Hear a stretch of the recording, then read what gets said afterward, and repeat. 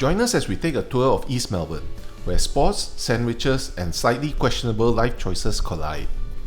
We also explore Herring Island, a picnic and art oasis that is known only to locals.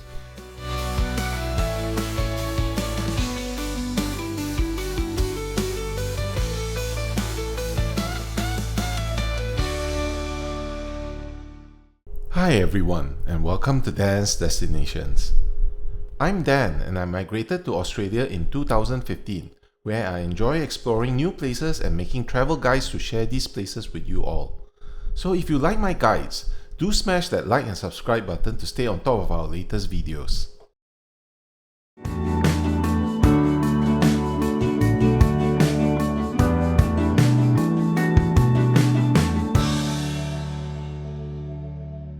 East Melbourne is where Melburnians go to worship at the twin altars of sports and food, preferably in that order, and preferably followed by a nap.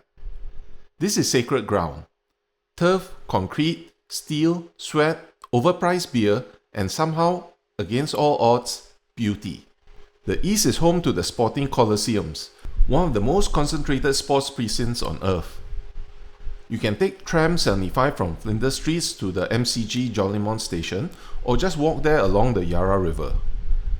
If you are new to the city, Viator offers great day tours, and if you use our link below, it helps us out and doesn't cost you extra. The Melbourne Cricket Ground, or MCG, isn't just a stadium, it's a national monument. Opened in 1853, it has been rebuilt, expanded, worshipped, screamed at, and occasionally cried in. Over 100,000 seats of collective blood pressure spikes, cricket finals, and AFL Grand Finals. It has hosted rock concerts where aging legends try to outsing the crowd and usually lose.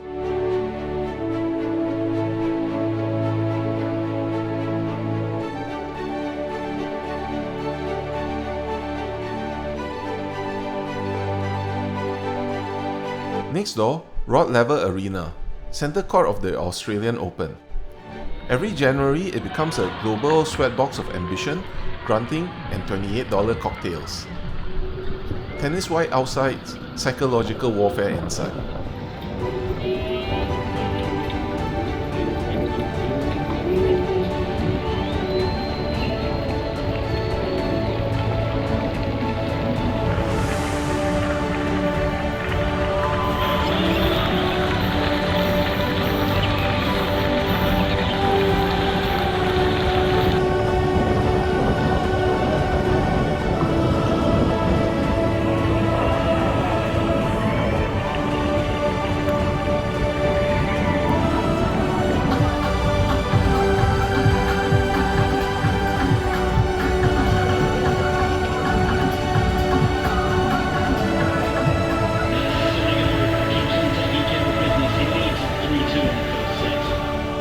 Then there's AAMI Park, the futuristic spiky thing that looks like a hedgehog that studied architecture.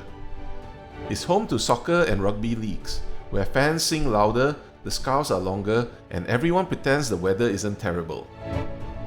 Together, they form the Olympic Park, born from the 1956 Melbourne Olympics, when the city told the world, "Sure, we are far away, but we throw a hell of a party."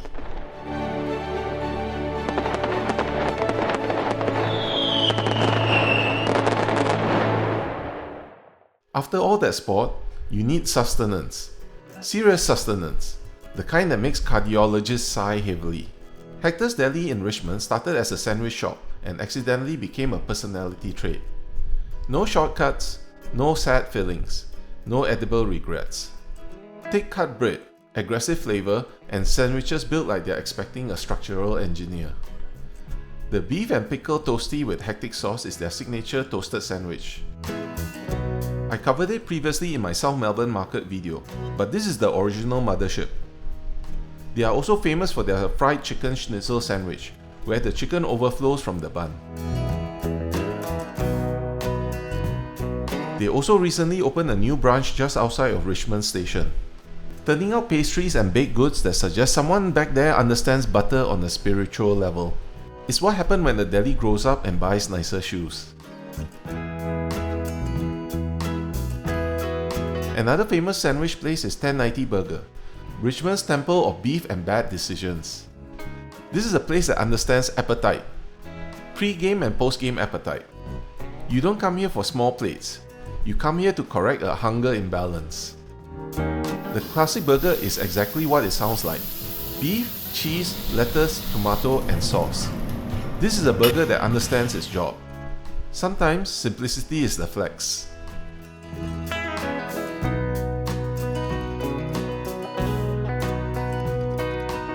Then there's the Thunder Burger. It lives up to its name. More beef, more cheese, more attitude. Ramping it up, there's the Baconator, a cardiac love letter. Bacon layered generously, not sprinkled like a garnish. This is not a health-conscious decision, it's a flavor-conscious one.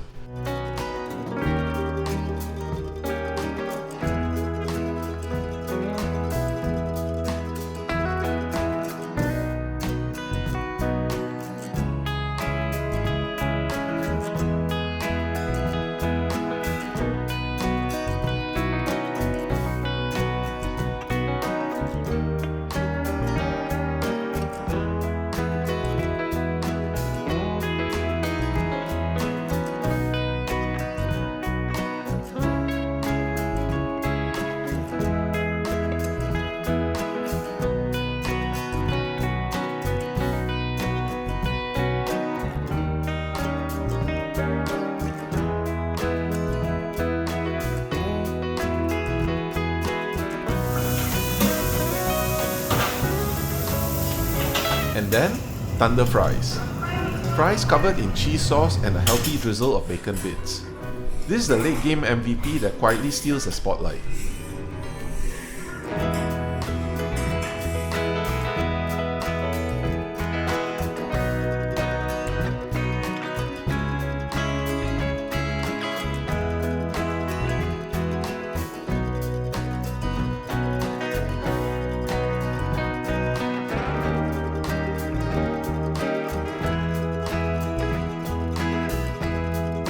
In a city obsessed with brunch, 1090 Burger keeps it simple.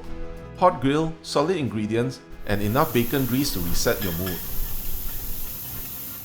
Next is Herring Island, which you can get to using tram 58 followed by a walk to 𝗂𝗎 Landing. From there is a free ferry ride from 𝗂𝗎 Landing over to the island. Herring Island wasn't born, it was engineered. In the 1920s, when the Yarra River was widened and straightened to prevent flooding, dredging work carved out this chunk of land and left it sitting in midstream like a forgotten comma. During the 1950s and 1970s, it was known as 𝗂𝗎 Island. In 1952, its name was changed to Herring Island in honor of the Scouts Association's president, Sir Edmund Herring. For decades, it did a whole lot of nothing. By the late 20th century, it evolved into a public sculpture park and an environmental art space. A green pocket dedicated to creativity, odd ideas, and the noble Melbourne tradition of wandering around looking thoughtful outdoors. It's the kind of place you go to when you've had enough of crowds, noise, and people explaining cricket to you. To get there, Parks Victoria operates a free punt ferry from 𝗂𝗎 Landing on weekends and public holidays, from January until Easter. This ferry operates from 11 AM to 5 PM, with a 30-minute break around 12:30 PM for lunch. A small boat, a short ride, no drama. You drift across looking like you're escaping civilization, because for about 15 minutes, you are. The 110 Melbourne park at the MCG. They ended up being That random Sunday game we went to. The island is crisscrossed with walking tracks that feel just wild enough to convince you you're getting back to nature, without the inconvenience of actual danger. One of the first things you will see after arriving is the picnic area. Picnic tables and barbecue facilities makes this one of the few art exhibitions where you can contemplate sculptures while flipping sausages. There are also water taps available here, so bringing your own water bottle is a good idea. Herring Island's signature attractions is its outdoor sculptures. Permanent environmental works tucked among trees and clearings. Pieces range from abstract stone sculptures to symbolic installations that look like ancient ruins left behind by a very cultured alien species.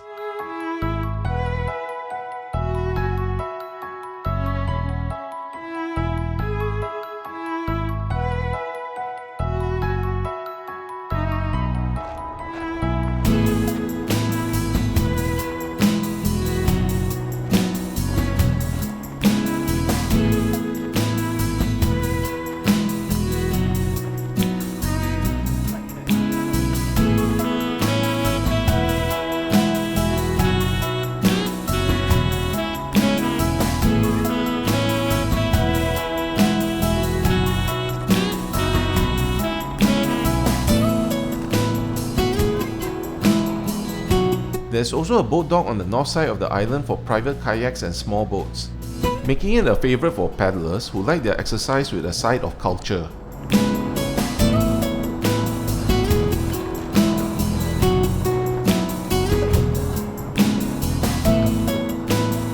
Near the northeast corner of the island sits Herring Island Environmental Sculpture Park Gallery, a small rotating exhibition featuring local artists and environmental themes. It's not massive or flashy. It's the kind of gallery where you actually look at the work because there's nothing else competing for your attention. It also houses the 𝗟𝗎 toilet facilities on the island.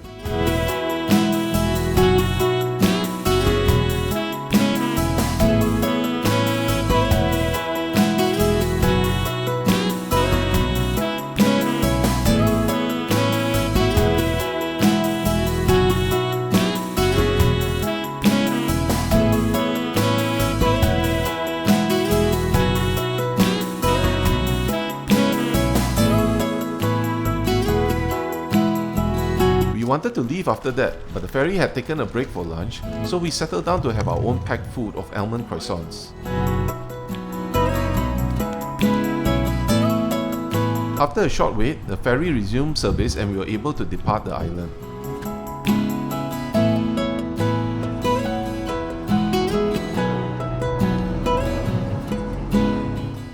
After a day of exploring, you need to refuel, and for that, we end up at Easey's.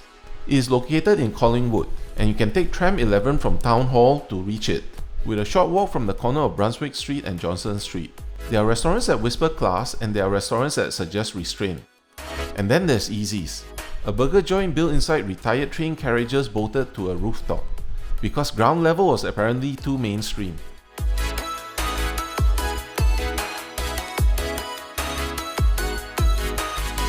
It is highly recommended that you make reservations before your visit, as it's extremely popular.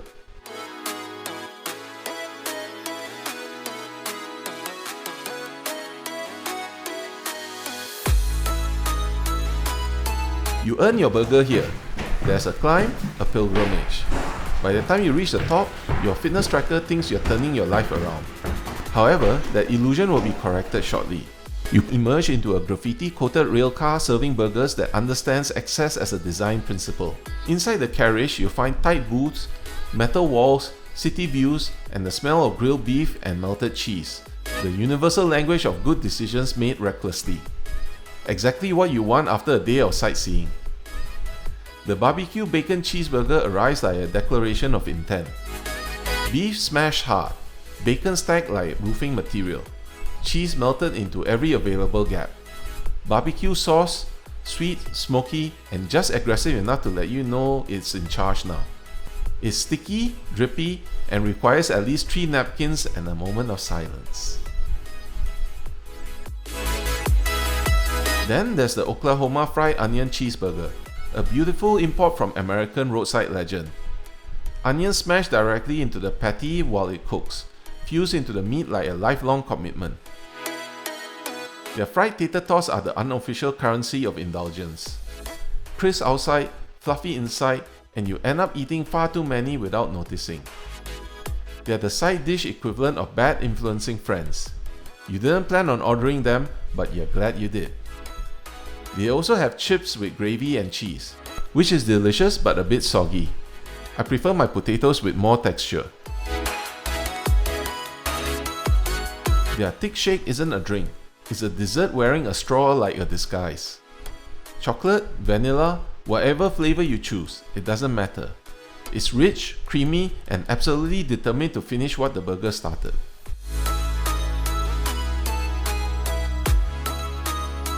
They also have a range of alcoholic drinks, including the Stomping Ground Pale Ale, which is cool, smooth, and tastes fruity. It goes down easy with the burgers.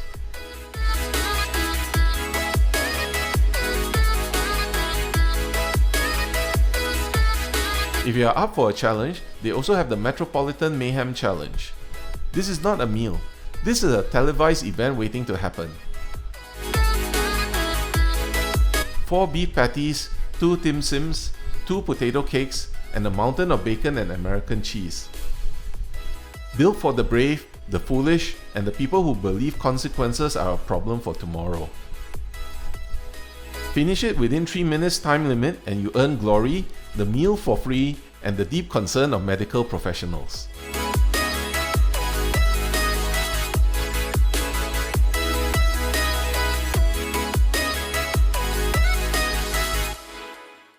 East Melbourne and its fringe neighbourhood are a perfect contradiction. World-class stadiums next to hidden islands, artisan sandwiches next to grease-dripping burgers, high culture next to happy chaos. Bring your walking shoes, bring your appetite, bring your curiosity, leave your dignity as optional. I hope you enjoyed this guide, and if you did, please do hit that like and subscribe button.